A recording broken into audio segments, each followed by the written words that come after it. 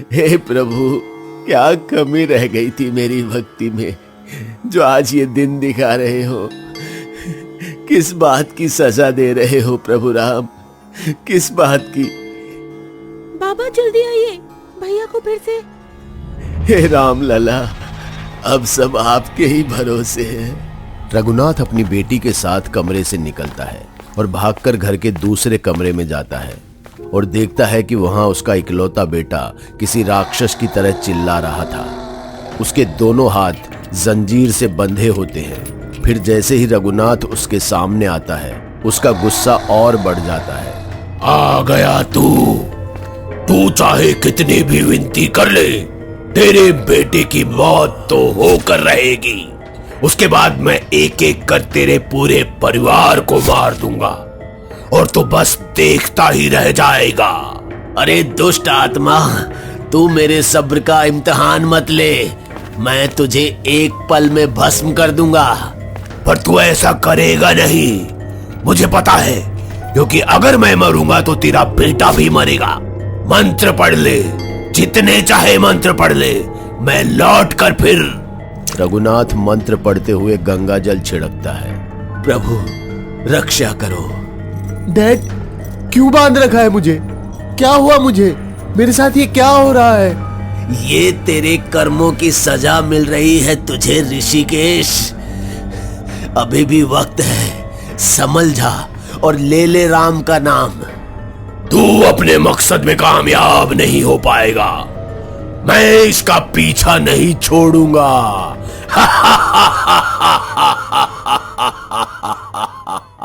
Many years ago, Ayodhya से लगभग 100 kilometre दूर रघुनाथ एक छोटे से शहरी क्षेत्र माया नगरी में रहता था। कस्बा छोटा था लेकिन काफी प्यारा और बदलते जमाने के साथ कदम से कदम मिलाकर चल रहा था। और इस कस्बे में रघुनाथ जी लोगों के बीच एक ऐसे शख्स थे जिन्हें लोग प्रभु राम के ऐसे भक्त के रूप में जानते थे, जिसके मुंह से राम के लिए जो भी निकलता लोग उसी को सच मानते, क्योंकि रघुनाथ राम भक्ति में ही सारा समय गुजारते थे। जब भी समय मिलता वो शहर से दूर बस अयोध्या के लिए निकल पड़ते थे और वापस आकर लोगों को वहां की कहानियां सुनाया करते। यूं तो माया नगरी में रघुनाथ होटल चलाते थे, लेकिन लोगों के लिए उनका होटल किसी मंदिर जैसा था।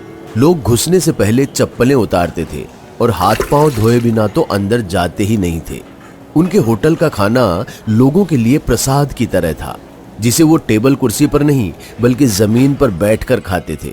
रघुनाथ भी ये होटल कमाई के लिए नहीं चलाता था, उसके लिए उसकी खेती ही काफी थी। होटल तो वो गरीब लोगों के कल्याण के लिए चलाता था, बिल्कुल कम रुपए लेकर, ताकि उनका कोई घाटा भी ना हो और उन लोगों को भोजन भी मिल जाए जिन्हें 2 वक्त का भोजन भी नसीब नहीं होता था।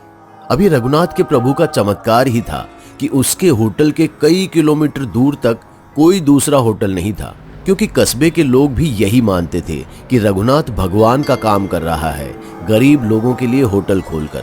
और ऐसे दूसरे होटल को खोलकर भगवान के काम के बीच में क्यों आना?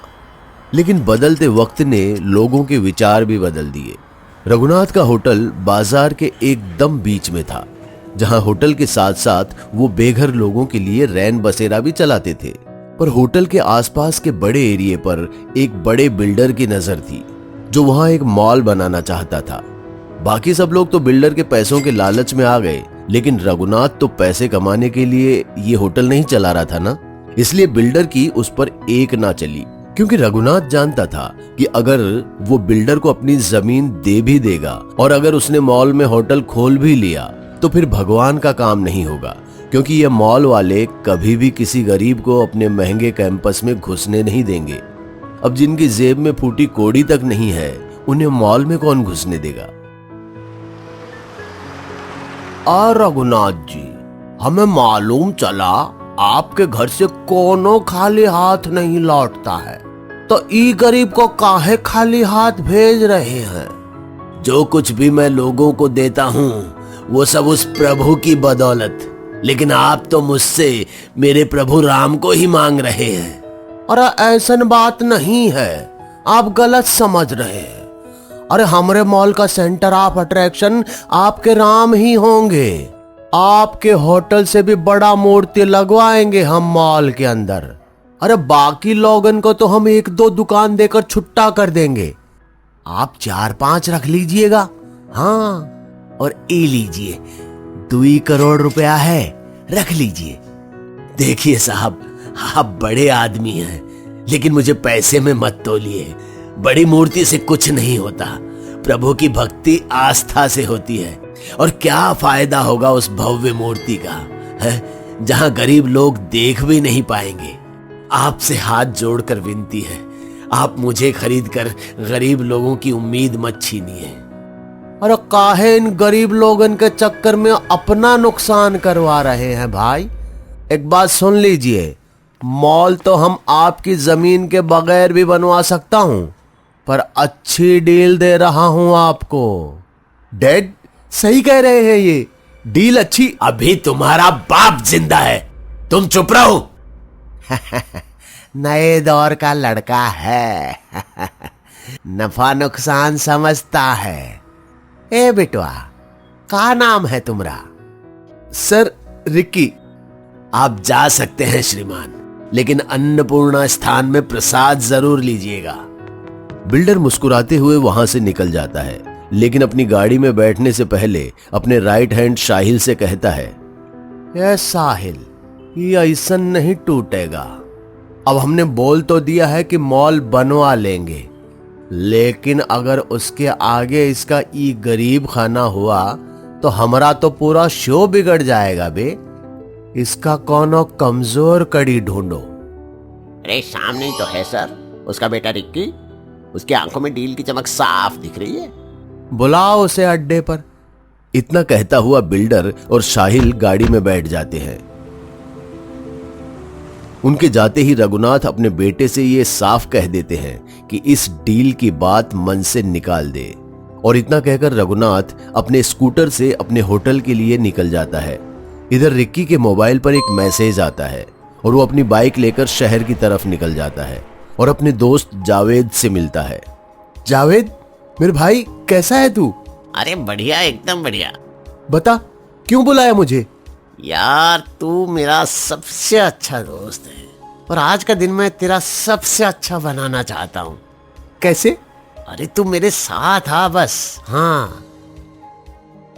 जावेद उसे एक तंग गली से होते हुए अंधेरे गलियारे में ले जाता है, जहां दूसरी तरफ जो दुनिया होती है उसे रिक्की ने कभी जिंदगी में भी नहीं देखा था। अजीब सी चमकीली लाइट, शराब पीते लोग, सभी लोगों के चेहरे पर बनी शैतानी आकृति और नशे में सब झूम रहे थे। जावेद के इशारे पर 2 लड़कियां उनके पास आती है।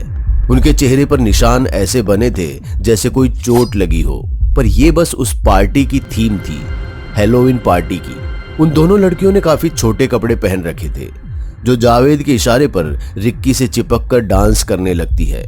अचानक से वहां की लाइट्स और भी डरावनी हो जाती है और लड़कियां किसी चुड़ैल की तरह रिक्की से लिपटकर डांस करने लगती है और उसे नशीली चीजें देने लगती है और फिर रिक्की को अंदर एक कमरे में ले जाती है। कुछ देर बाद लड़कियां बाहर निकलती है और जावेद के हाथ में कुछ बाल दे देती है। उसे एक प्लास्टिक के पैकेट में रखते हुए जावेद साहिल के पास जाता है। उसे साहिल को देते हुए कुछ पैसे लेकर निकल जाता है। इधर कमरे के अंदर बिल्डर के साथ साहिल अंदर जाता है। कमरे के अंदर अजीब सी लाइट होती है और 2 लड़कियों के बीच रिक्की बेड पर लेटा होता है। बिल्डर को देखते ही रिक्की हड़बड़ा जाता है, लेकिन बिल्डर कहता है, अरे बस बस बस, खुद को तकलीफ मत दो ऋषिकेश बेटा, मजे लो मजे। एक छोटी सी बात करने आए हैं हम। आपको मेरा असली नाम कैसे पता है? अरे रिक्की बिटवा, इतना बड़ा बिजनेस कर रहा हूं तो ये सब छोटा मोटा बात नहीं जानूंगा, हैं? हमें तो ये भी पता है कि तुम कोनो भक्त वक्त नहीं हो, तुम्हारा मन भी हमरे जैसा ही है, जिंदगी जीने में विश्वास रखते हो। हाँ, अब देखो ना, ये भगवान के चक्कर में तुम्हारे पिताजी कितना लॉस करवा रहे हैं तुम्हारे फ्यूचर का। हैं? एक बात सुन लो, जबकि इस डील से तुम रोज ऐसा ही जिंदगी जी सकते हो जो अभी जी रहे हो। जरा समझाओ अपने पिताजी को। अरे ऋषिकेश नहीं, रिक्की बनो बेटुआ, समझे? Girls carry on. बिल्डर की बात सुन रिक्की के चेहरे पर शैतानी मुस्कान आ जाती है और वो लड़कियों के साथ बिजी हो जाता है। इधर घर पर सभी उसका इंतजार कर रहे थे। शहर के उस क्लब में कस्बे का एक लड़का वेटर का जॉब करता था और उसने रिक्की को वहां देख लिया था और वो रघुनाथ को उसकी पूरी काली करतूतों के बारे में बता देता है। रात को जब रिक्की घर लौटता है तो रघुनाथ उसे आंगन में ही रोक देता है। जानकी, अपने इस कपूत को खटाई चटाकर होश में लाओ और बिना गंगा जल स्नान के इसे अंदर मत आने देना। न जाने मैंने इसे राम का नाम ही क्यों दे दिया। डैड, बंद करो अपना ये ढोंग, मुझे भी नहीं चाहिए ये नाम। पता है कितनी शर्मिंदगी होती है दोस्तों को ये नाम बताते हुए। और तो और आप मेरा फ्यूचर बर्बाद कर रहे हो, इतनी अच्छे डील ठुकरा रहे हो। अरे आपके मरने के बाद ये सब मेरा ही होगा ना, हाँ? तो जो कल बिकेगा उसे आज बेच दो। रिक्की का बस इतना कहना था कि उसकी माँ तेजी से आगे बढ़कर उसे एक थप्पड़ जड़ देती है और उसकी आंखें सीधे अगली सुबह खुलती है। माँ उसे बताती है कि रात में उसने नशे में क्या क्या किया। रिक्की को भी होश में अपनी गलती का एहसास होता है और वो सीधे अपने पिता के पास जाकर उनके पैरों में पड़कर उनसे माफी मांगने लगता है। पिता का हृदय बहुत बड़ा होता है और वो उसे माफ कर देते हैं और फिर रिक्की अपने पिता के साथ होटल पर लोगों की सेवा में लग जाता है। बिल्डर दूर कार से उसे देखता है और फिर कार के अंदर बैठे साहिल से कहता है, लगता है इस लड़के से भी नहीं होगा ये। टेंशन मत लीजिए सर, इस राम भक्त को तोड़ने के लिए मेरे पास एक ऐसा अधर्मी है जिसके आगे कोई नहीं टिकता। हाँ, कौन है? एक बंगाली बाबा जिसके बस में ऐसे ऐसे जिन्न हैं जो बड़े बड़े काम को एक झटके में करवा देते हैं। ऐसन कुछ भी होत है का? आप देखते जाइए बस, रिक्की के इन 4 बालों से क्या क्या कमाल होता है। हाँ। साहिल बिल्डर को लेकर एक जंगल में जाता है। वहां एक लंबी सफेद दाढ़ी वाले बाबा अपनी अजीब गतिविधि से एक औरत को कंट्रोल कर रहा होता है। जंगल के अंदर न जाने उसने कितने लोगों को पेड़ से बांध कर रखा हुआ होता है, लेकिन किसी रस्सी से नहीं बल्कि अपनी मायावी शक्ति से, और सभी की आत्मा एक दूसरे के शरीर में घुस रही होती है। पूरा माहौल ऐसा होता है कि खुद बिल्डर भी डर के मारे आगे नहीं बढ़ रहा होता है, लेकिन साहिल जैसे ही उसके कान में कुछ कहता है वो मुस्कुराते हुए आगे बढ़ने लगता है। लेकिन तभी एक आत्मा बिल्डर के सामने ऐसे आती है कि वो जमीन पर गिर पड़ता है। एक पल को उसे ऐसे लगता है कि आत्मा उसके शरीर को चीर फाड़ कर आगे निकल जाएगी, लेकिन बाबा की मायावी छड़ी के इशारे पर वो आत्मा उसके चेहरे के सामने ही रहती है। चल वापस जा। अरे ई हमें तुम कहां ले आए साहिल? अरे मरना नहीं है हमें। चुप कर, कुछ नहीं होगा तुझे, आकर बैठ जा यहाँ। साहिल हाथ पकड़कर बिल्डर को उठाता है और बाबा के सामने जाकर बैठ जाता है। ये लीजिए बाबा, आपने जो मांगा था वो सब इसमें है, अब बस सब आपके हाथ में है। इंतजार, बस कुछ दिन का इंतजार। अमावस की काली रात में उसके शरीर में एक ऐसे जिन्न का प्रवेश करवाऊंगा जो बस वही करेगा जो तू चाहेगा।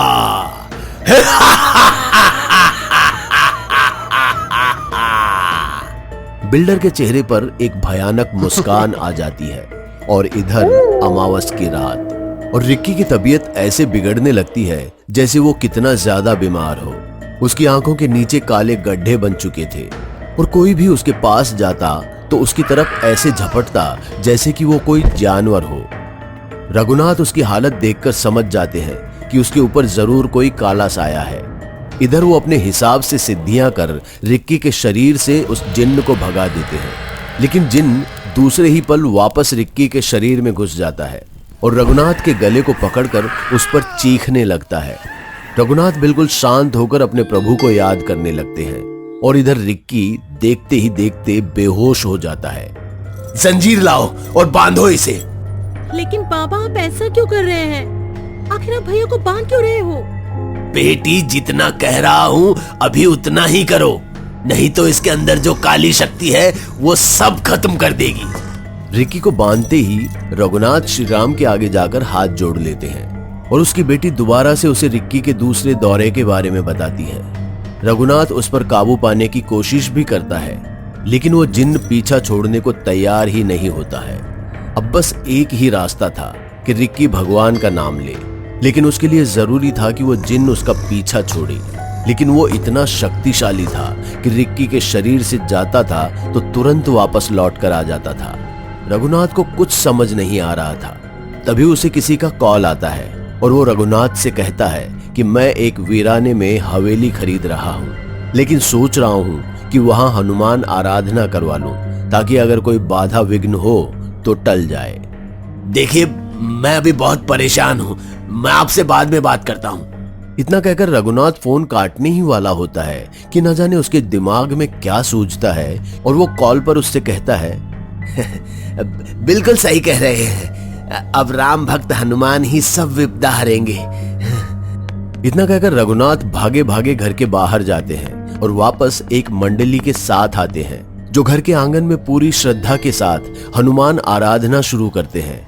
और अंदर रिक्की जोर जोर से चीखने लगता है। उसकी चीख सुनकर इधर मंडली और जोर से राम भक्त हनुमान की आराधना में लग जाते हैं। इस वक्त कमरे के अंदर का दृश्य ऐसा होता है जैसे जिन्न रिक्की का शरीर फाड़कर बाहर आ जाएगा। कमरे के सभी खिड़कियों के शीशे फूटने लगते हैं, लाइटें चरमराने लगती है और एक तेज चीख के साथ जिन्न रिक्की के शरीर से निकल जाता है और रिक्की जंजीर से लटककर बेहोश हो जाता है। उसके बेहोश होते ही एक बड़े विद्वान पंडित कमरे के अंदर आते हैं और उसके सिर पर भभूत लगाते हैं, हाथ में रक्षा सूत्र बांधकर बिस्तर पर लिटा देते हैं। अगली सुबह जब रिक्की की आंखें खुलती है तो वो अपने पापा को याद करता है। डैड, क्या ये उस बिल्डर ने करवाया? चिंता मत कर, अब उसे अपने कर्मों की सजा मिल गई है। जमीन के लिए उसने 2 लोगों को मारा था, कोर्ट ने अब उसके मॉल पर ही स्टे लगा दिया है। माफ कर देना पापा, मैं उसके लालच में आ गया था और आपको इतनी परेशानी हुई।